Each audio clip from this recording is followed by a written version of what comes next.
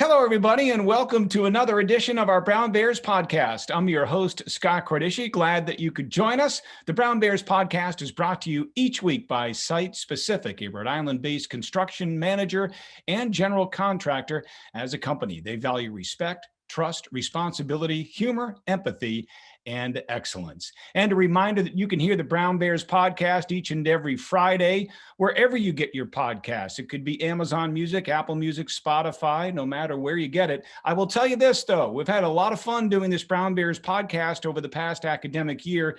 This will be our final one until the fall. We'll pick it back up in September. I hope you've enjoyed it as much as I have enjoyed doing these podcasts. And our final podcast for the 2020-2021 academic year, it gives me great pleasure to welcome to the show. He is a Brown alumni himself from the class of 68, also a parent of a Brown alumni as well. His daughter graduated in 2002. He's a Brown Athletic Hall of Famer as well. Richard Gouse is with us. Richard, how are you? Great. How are you doing today, Scott? I'm doing great. It's wonderful to see you, Richard. You know, in normal times, we see, quite a bit of each other, certainly during the football season. Absolutely. But with the pandemic shutting everything down, including Ivy League sports, it's been a while. So I'm glad to see that you're doing well. You look great. Thank you. And I'm looking forward to seeing you this fall. Definitely. Well. Definitely at the stadium. Absolutely, positively. Richard, a lot to talk to you about. And as I don't know if you've had a chance to listen to our podcast, but I like to take things in chronological order. So I'm going to ask you this. Absolutely. Where was Richard Gouse born and raised?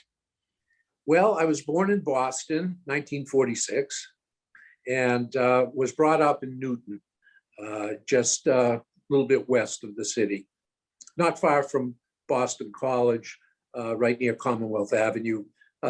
Big fan of the marathon, used to run right near my home.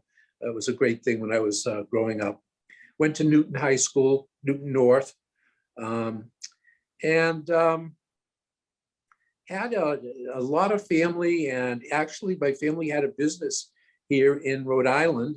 And when I looked at colleges, had to look at Brown as well as others, came down to Brown and Penn, and I stayed near a home and where my family was and where the family had a business. Okay, that's interesting. So that was, I guess, your connection to Brown, so to speak. You had family that had businesses here in Rhode Island, so you figured you'd take a look at college down here. Right, and loved Brown. It was a great, great visit, and loved the place. So that's the story. What did you concentrate and graduate with a degree in, Richard? I was an economics major, but I really was very interested in education and psychology. So as different as that might seem from economics, I took pretty much all my non-economics courses in those areas, in education and psychology.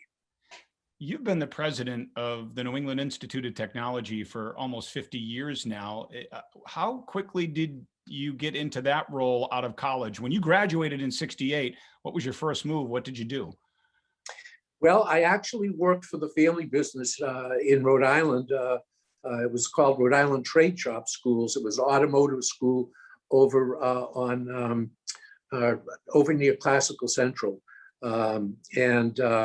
I worked there, got them their accreditation, their initial accreditation, and really got a background in the business. Went on from there to work for New England Tech for a very short period before my dad died. And rather than closing the school, I decided to keep it going. So that was 1971.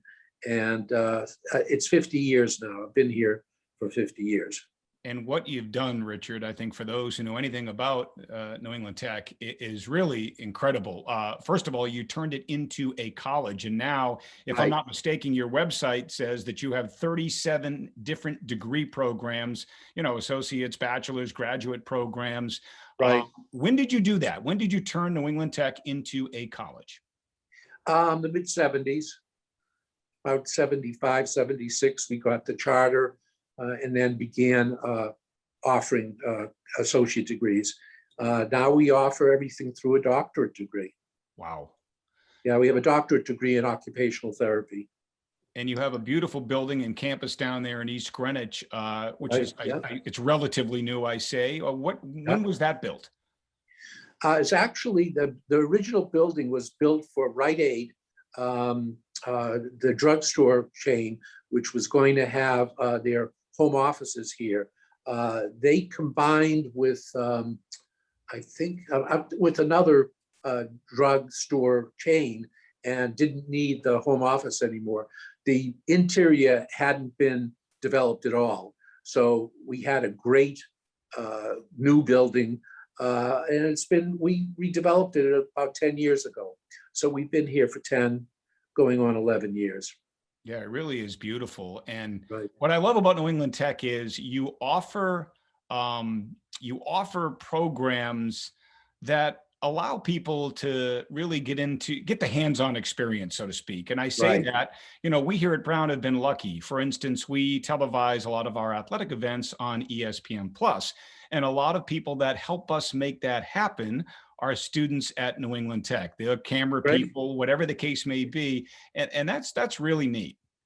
Yeah, no, that's great. Yeah, very different from Brown. This is a place that people come knowing what they want to do as far as their occupation is concerned. They want to develop a professional skill. They're really keyed on getting their degree as quickly as possible and getting onto a job. Mostly first-time college grads and their family.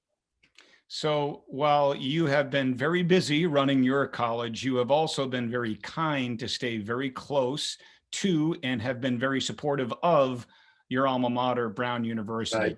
Right. And you've served in many roles, a director of the BFA, the Brown Football Association, a director of the Brown Sports Foundation, executive board member as well. Just tell Right. us a little bit about that, Richard, your decision to remain very close to Brown, your alma mater. Well, I think that that athletics and athletic excellence are really an important part of an Ivy League institution. And I've really been determined to do the best I can to make sure that Brown is competitive and is doing a good job in that area. I think that it brings a diverse kind of student to the campus. I like students who have a team effort kind of psychology. I like that they're committed to the group succeeding. I also believe that they can contribute different ways about thinking of things and bring that to the campus. But I also think that as we see Brown improve its competitiveness, which I believe they will, I think that it will really help in areas like development and perspective on different university boards, et cetera. So I really think that from that point of view, if I can help improve the school in that way, it's going to really help in many areas in the future. Yeah, and you have been, and your wife Cheryl, very much involved with the Brown football program. In fact, you two received the Joslin Award for your great contributions to the program. Tell us your thought process behind that. Why Brown football? Why has that been near and dear to your heart? Well, probably when I graduated in '68, I was an early version of John Land. So that might be an inside joke for other people. I understand it. Yeah. John is the greatest football fan in the history of Brown University. So I was maybe almost a John Land, but I always loved football. And so, I asked around and somebody said, get a hold of Dick Carolyn. He was the principal in the Football Association at the time. We're talking over 50 years ago. Yeah. And Dick said, yeah, you can join. So I joined the Football Association. It was great. We'd have luncheons over at the University Club. And back in those days, believe it or not, sometimes a guest would be the original members. I remember Lou Farber from Ironmen of 26 coming to lunch with us. Wow. It was great. And so early on, John Anderson became the coach and made an immediate impact. Probably Len Jardine had recruited, given him a good place to start. And very exciting years in the 70s. We really had very competitive teams. And I just continued my involvement, but it evolved to this perspective of how important a competitive Ivy League program could be. And, you know, let's take a look at what just happened this year, which is really important to me as far as my decision to get this field built. I think that the commitment to Grace Calhoun as a vice president, directly with on the president's short list of people that she consults with all the time. I think that the improvements that we've seen already in the football program, I think of the last couple of games in 19, I think they were really there. And and Chris Paxson has committed to me that she is in this to make me happy. So my feelings were that this is the time to help Brown move forward. And I hope this will be a first step towards a commitment to the stadium as it approaches 100 years old. So I know that the field was the prime issue for the coach, and Paul Choquette stepped up and a number of other people, and we made it happen. It wasn't easy. Was it going to happen this year? Was it going to happen in 2 years, and so forth and so on? But so that's really my thought. So for those who are listening to the podcast and maybe missed the news earlier this week, a new field turf surface is being put down at Brown Stadium. It will be Richard Gouse Field at Brown Stadium. In fact, there's a camera installed at Brown Stadium for all Brown football fans to watch the progress of it.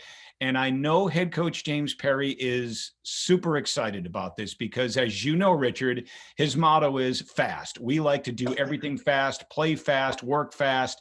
And this is perfect for him because, you know, and look, in all due respect to the grass field, and I think we're all nostalgic. And look, I've got a plate and 8 screws inside my left ankle from the old AstroTurf. So I'm a little partial to natural grass myself. This is where it's at today. You know, we were the last school in the Ivy League to not have a field turf surface. And I know Coach Perry's very excited about it. Have you talked to James about this? Yes, we talked initially before we even committed to doing this, and we've talked since. And I have to say, he's all about fast. And when it comes to talking about his new field, he gets excited and he talks fast. But the last discussion I had with him, he said to me, "Rich, I am in my driveway and I am doing a Gronkowski spike. I'm so excited about the field." So that was my last discussion with him, probably in April. Oh, that's terrific. So just more about the field. You've always been about improvements to Brown Stadium too. Yes. That's kind of been your thing, hasn't it? Right? You've always said, how can we improve not just the fan experience, the player, the student athlete experience, the coach's experience. Right. Brown Stadium has been a big thing for you, hasn't it? It has. There was a 100 campaign. Oh man, it has to be 40 years ago, where we took out the wooden benches and put in steel benches and made some improvements. And there's a plaque in the stadium that commemorates that. So there were maybe about 100 of us that contributed towards that. The locker room, but the stadium, I don't think the stadium is up to what we want for Brown. The field is a first step, but I think that the fan experience can be improved. It has great bones. I think it is structurally sound. I think that the environs around it are very nice and enjoyable, and it's from the point of view of it having the potential, I think it's there.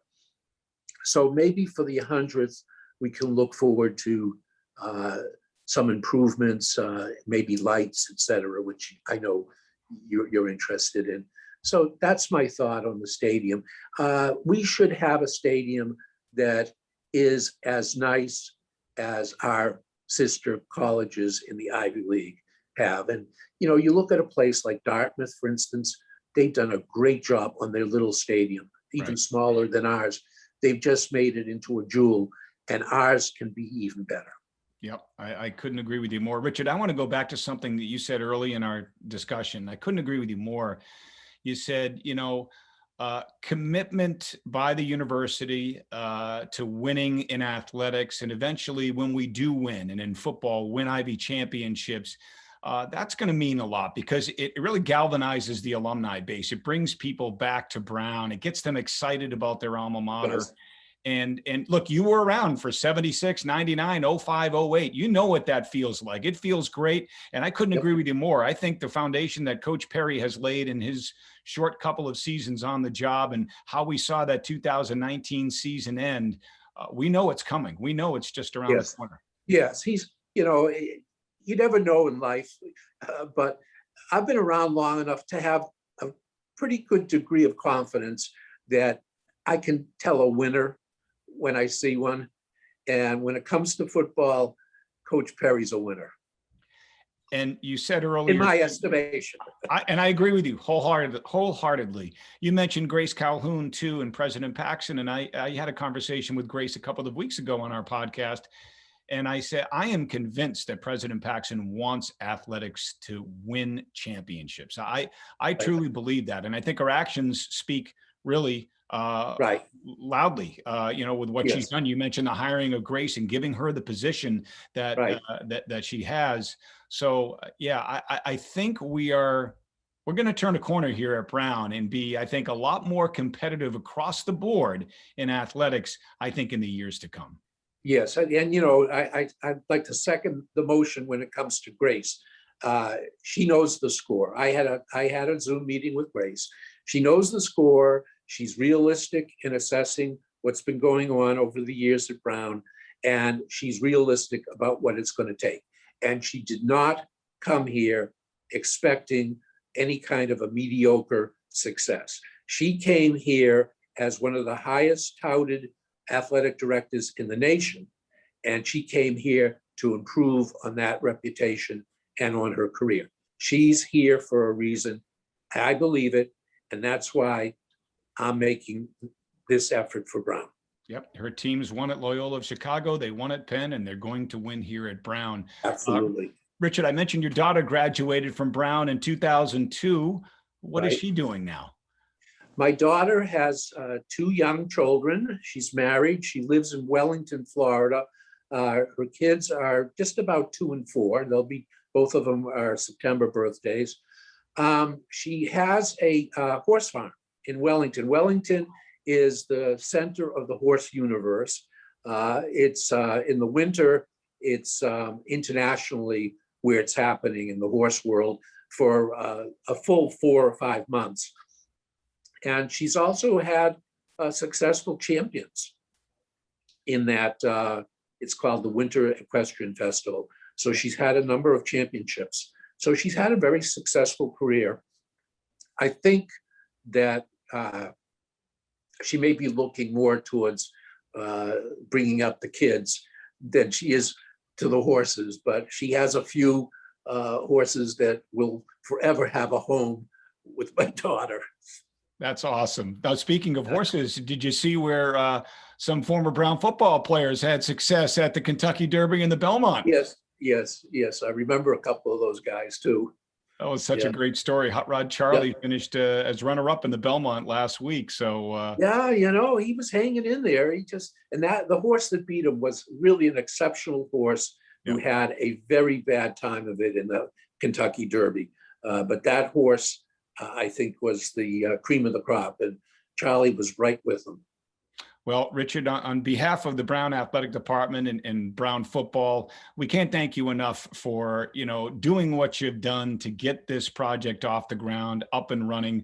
We can't wait to see it in September. Richard Gouse Field at Brown Stadium has a beautiful ring to it, and I'm sure it is going to be outstanding. Richard, thanks for joining us on the podcast. Always great to talk to you, Scott. Take care of yourself and see you soon. Great to talk to you. Thanks, Richard.